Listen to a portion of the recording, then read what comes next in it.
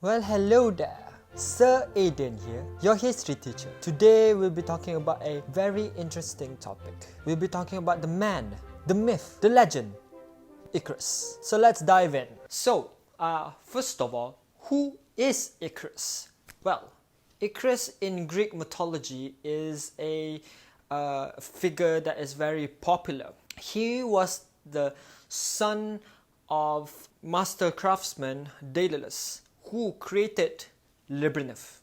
So now, how did Icarus's wing came to life? His father, Daedalus, was trying to escape with him from Crete, and so he constructed wings for him and himself from feathers and wax. Now, before they flew away, Daedalus told his son not to fly too close to the sun or too close to the sea, or if not, if he flew too close to the sun will burn off his wings, and if he flew too close to the sea, the dampness will make his wings not be able to fly and he'll drown. This sparked the famous idiom, "Don't fly too close to the sun." So now we'll be going into details about the fall of Icarus, or at least the stories behind this legendary mythological figure. Icarus's father, Daedalus, a very talented and remarkable Athenian craftsman, built Labyrinth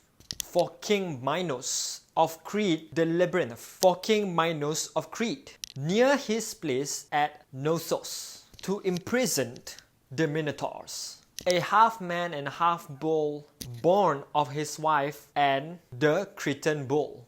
Minos imprisoned Daedalus himself in Labyrinth because he gave Minos' daughter a clue or ball of string in order to help Theseus, the enemy of Minos, to survive Labyrinth and defeat the Minotaurs. Daedalus made two pair of wings, one for him and one for his son, to escape the Crete. Daedalus tried his wings first, but before he flew, he told his son Icarus not to fly ignorantly and just follow his path. So before they flew, Daedalus told his son not to fly too close to the sun or too close to the sea, and just follow his flight of path. When Icarus realized that he could fly, he was drenched with excitement, and because of that, he flew ignorantly and he flew close to the sun. When he flew close to the sun, his wings burnt and he fell into his demise, which is the sea, and then he drowned into the sea. Because of this, his father was in sorrow. He became really sad, really depressed. However, because of Icarus's ignorance, there is a land called Icaria, inspired by the devastating story of Icarus's fall. Today, the locations bear his name: Icarian Sea near Icaria, an island southwest of Samos. Now, over the years, Icarus's stories has been again and again written by tons and tons of authors, poets. It is a part of pop culture as well. There is tons of musicians that writes about him. There's a lot of music about him. There's a lot of movies about him. But I'm gonna dive in more into the authors. There is one poet named Publius Ovidius Nado. He wrote a book called Metamorphosis, and in this book he touches on the topic of Icarus. He doesn't necessarily talk about it a lot. He just references it here and there, which was interesting. This book was 100 years old back in the day, before Christ actually. Icarus can also be spotted at a fountain, Orion fountain in Messina. Icarus is one of the characters that is associated with water, court of the Amsterdam town hall, where he symbolizes high flying ambition. There is also a landscape art that is inspired by Icarus. The 16th century painting of a landscape, which is titled Landscape with the Fall of Icarus. It was the inspiration for two of the 20th century. There are English poems that are written about him.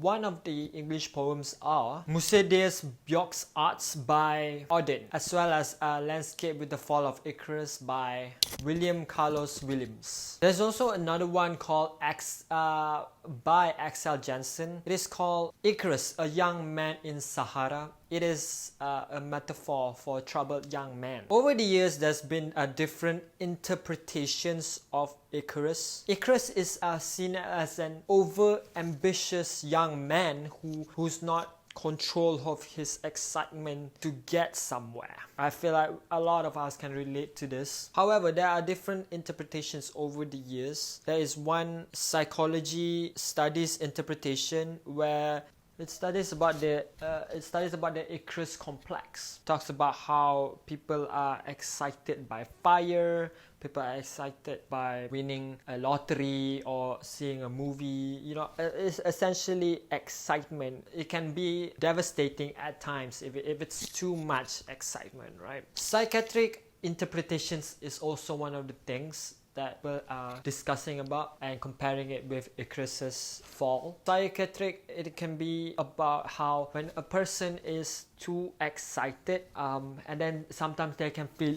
really low. There are a few people who are extreme like that. You know, sometimes they get too excited and then suddenly they're depressed or anxious and stuff like that. There is also another interpretation by Henry Murray. He discusses about how people are excited or fond of heights. They love being in higher places before jumping off an airplane, something like that. Or like in the Stone Age, how people were excited by fire and water. You know, this kind of excitements is being discussed and compared to Icarus's mentality of being too ambitious. To conclude, Seth Godin's 2012 The Deception discusses about how the Western culture tend to acknowledge Icarus's "don't fly too close to the sun" phrase, instead of being aware that he was also warned not fly too low and damp the wings and drown. People always forget about that. These are metaphors of not to be too ambitious or less ambitious. So what we can take from this is don't fly too close to the sun or sea, just fly peacefully.